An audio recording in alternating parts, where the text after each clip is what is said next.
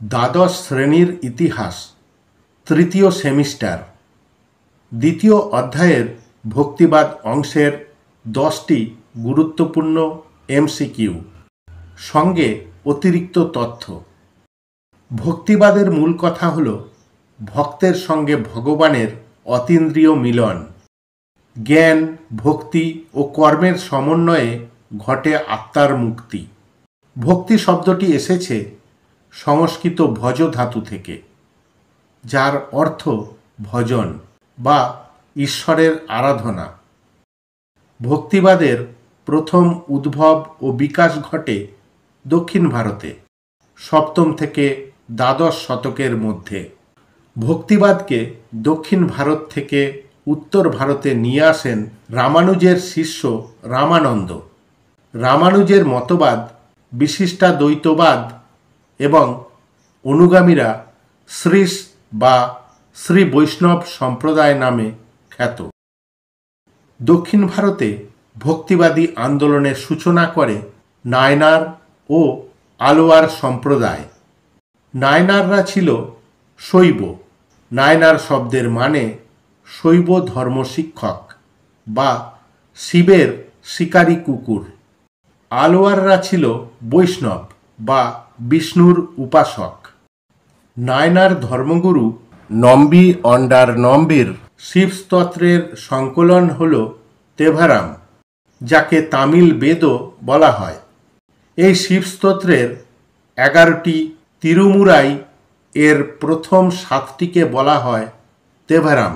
সম্বন্দর, সুন্দরর, অপ্পর, করাইকাক্কাল, আম্মাইয়ার প্রমুখ 63 জন নায়নার সাধকের নাম পাওয়া যায়। তামিল ভূমে মোট আলোয়ার সাধক জন্মেছিলেন 12 জন। স্বরযোগী, ভূতযোগী, কুলশেখর, অন্ডাল এদের ভক্তিগীতি নালাইরা দিব্য প্রবন্ধম সংকলন করেন বৈষ্ণব সাধক নাথমুনি। এই গ্রন্থের 4000-এরও বেশি সঙ্গীতের বিষয়বস্তু হল কৃষ্ণ, রামচন্দ্র, নারায়ণ, বলরাম প্রমুখ।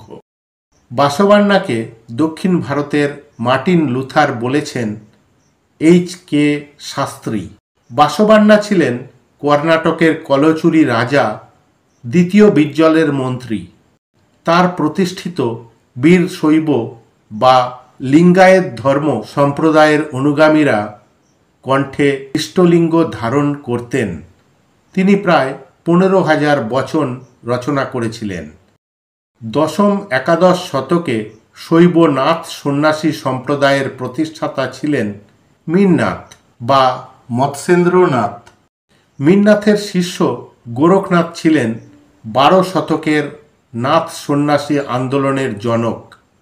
কায়া সাধনা বা হঠযোগের দ্বারা মুক্তির পথ খোঁজার জন্য এরা যোগী।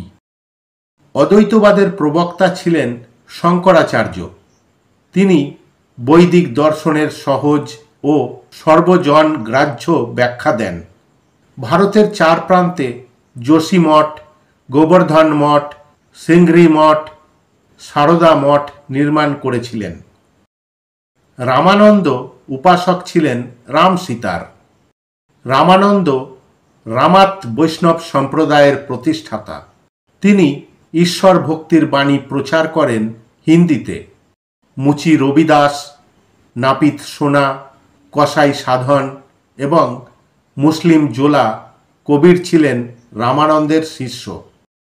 উদার শাসননীতির কারণে জয়নুল আবেদিনকে বলা হয় কাশ্মীরের আকবর, হুসেন শাহ বাংলার আকবর, আদিল শাহ জগৎগুরু নামে বিখ্যাত হয়েছেন। সৌজন্যে অতীত দর্শন।